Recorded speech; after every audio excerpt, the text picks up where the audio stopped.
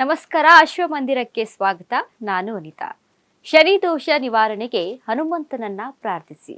ಹೌದು, ಹಿಂದೂ ಧರ್ಮದಲ್ಲಿ ಶನಿವಾರ ಹಾಗೂ ಮಂಗಳವಾರವನ್ನ ಶ್ರೀ ಆಂಜನೇಯ ಸ್ವಾಮಿಯ ಆರಾಧನೆಗೆ ಅತ್ಯಂತ ಪವಿತ್ರ ದಿನವೆಂದು ಪರಿಗಣಿಸಲಾಗುತ್ತದೆ.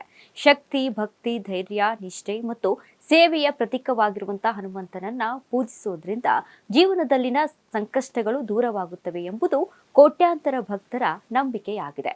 ಹನುಮಂತನ ದೇವಸ್ಥಾನಗಳಲ್ಲಿ ಸಾವಿರಾರು ಭಕ್ತರು ವಿಶೇಷ ಪೂಜೆ ಸಲ್ಲಿಸಿ ತಮ್ಮ ಕಷ್ಟಗಳನ್ನ ನಿವಾರಣೆಯಾಗಲಿ ಎಂದು ಪ್ರಾರ್ಥಿಸುತ್ತಾ ಧಾರ್ಮಿಕ ಗ್ರಂಥಗಳು ಹಾಗೂ ಜನಪದ ಸಂಪ್ರದಾಯಗಳ ಪ್ರಕಾರ ಹನುಮಂತನಿಗೆ ಕೆಲವು ವಿಶೇಷ ನೈವೇದ್ಯಗಳನ್ನು ಅರ್ಪಿಸುವ ಪದ್ಧತಿ ಇದೆ. ಅವುಗಳಲ್ಲಿ ಬೂಂದಿ ಲಡ್ಡು, ಬೇಸನ್ ಲಡ್ಡು, ಬೆಲ್ಲ, ತುಪ್ಪ, ಬಾಳೆಹಣ್ಣು, ಜೇನುತುಪ್ಪ, ಬೆಲ್ಲ, ಕಡಲೆ, ವೀಳ್ಯದೆಲೆ ಮತ್ತು ಅಡಿಕೆ ಪ್ರಮುಖವಾಗಿವೆ. ವಿಶೇಷವಾಗಿ ಬೂಂದಿ ಲಡ್ಡು ಮತ್ತು ಬೇಸನ್ ಲಡ್ಡುಗಳನ್ನ ಹನುಮಂತನಿಗೆ ಅತ್ಯಂತ ಪ್ರಿಯವಾದ ನೈವೇದ್ಯವೆಂದು ನಂಬಲಾಗುತ್ತದೆ. ಆದ್ದರಿಂದ ಮಂಗಳವಾರ ಈ ಸಿಹಿ ಪದಾರ್ಥಗಳನ್ನ ಅರ್ಪಿಸಿ ಪೂಜೆ ಮಾಡಿದ್ರೆ ದೈವಾನುಗ್ರಹ ದೊರೆಯುತ್ತದೆ ಎಂದು ಭಕ್ತರು ನಂಬುತ್ತಾರೆ. ಹನುಮಂತನ ಪೂಜೆಯಲ್ಲಿ ನೈವೇದ್ಯಕ್ಕಿಂತಲೂ ಮುಖ್ಯವಾದದ್ದು ಭಕ್ತಿ, ಶ್ರದ್ಧೆ ಮತ್ತು ಶುದ್ಧ ಮನಸ್ಸು. ಪೂಜೆ ಮಾಡುವ ಮೊದಲು ಬೆಳಗ್ಗೆ ಸ್ನಾನ ಮಾಡಿ ಶುಭ್ರವಾದ ಅಥವಾ ಕೇಸರಿ ಬಣ್ಣದ ವಸ್ತ್ರ ಧರಿಸಿ ದೇವರ ಮಂದಿರವನ್ನ ಸ್ವಚ್ಛಗೊಳಿಸಿ ಎಳ್ಳೆಣ್ಣೆ ಅಥವಾ ತುಪ್ಪದ ದೀಪ ಹಚ್ಚುವುದು ಉತ್ತಮ ಎಂದು ಪರಿಗಣಿಸಲಾಗಿದೆ.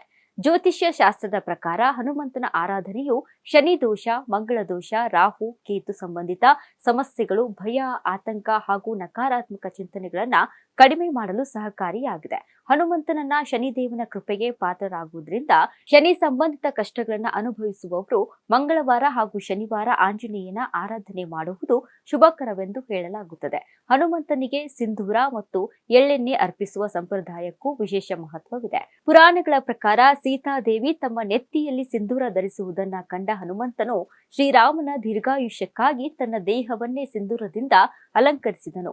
ಈ ಕಾರಣದಿಂದ ಹನುಮಂತನಿಗೆ ಸಿಂಧೂರ ಅರ್ಪಿಸುವ ಪದ್ಧತಿ ಪ್ರಚಲಿತವಾಗಿದೆ. ಎಳ್ಳೆಣ್ಣೆಯ ದೀಪ ಹಚ್ಚಿ ಪೂಜೆ ಮಾಡುವುದು ಅನೇಕ ಕಡೆಗಳಲ್ಲಿ ಆಚರಣೆಯಲ್ಲಿದೆ. ಮಂಗಳವಾರ ಉಪವಾಸ ಮಾಡುವ ಭಕ್ತರು ಪೂಜೆಯ ನಂತರ ನೈವೇದ್ಯವನ್ನ ಪ್ರಸಾದವಾಗಿ ಸ್ವೀಕರಿಸಿ ಬಡವರಿಗೆ ಅನ್ನದಾನ ಮಾಡುವುದು, ಗೋವುಗಳಿಗೆ ಆಹಾರ ನೀಡುವುದು, ಪಕ್ಷಿಗಳಿಗೆ ಧಾನ್ಯ ಹಾಕುವುದು ಹಾಗೂ ಅಗತ್ಯ ಇರುವವರಿಗೆ ಸಹಾಯ ಮಾಡುವುದನ್ನ ಪುಣ್ಯ ಕಾರ್ಯವೆಂದು ಪರಿಗಣಿಸಲಾಗುತ್ತದೆ. ಈ ರೀತಿಯ ಸೇವಾ ಮನೋಭಾವವೇ ನಿಜವಾದ ಭಕ್ತಿಯ ಲಕ್ಷಣ ಎಂದು ಧರ್ಮ ಗ್ರಂಥಗಳಲ್ಲಿ ತಿಳಿಸುತ್ತವೆ. ಇದಿಷ್ಟೇ ಅಲ್ಲ, ಹನುಮಂತನಿಗೆ ಕೆಂಪು ದಾಸವಾಳ ಅತ್ಯಂತ ಪ್ರಿಯವಾದ ಹೂಗಳಲ್ಲಿ ಒಂದೆಂದು ಪರಿಗಣಿಸಲಾಗುತ್ತದೆ. ಕೆಂಪು ಬಣ್ಣದ ಶಕ್ತಿ, ಪರಾಕ್ರಮ ಮತ್ತು ಶಕ್ತಿಯ ಸಂಕೇತವಾಗಿದೆ.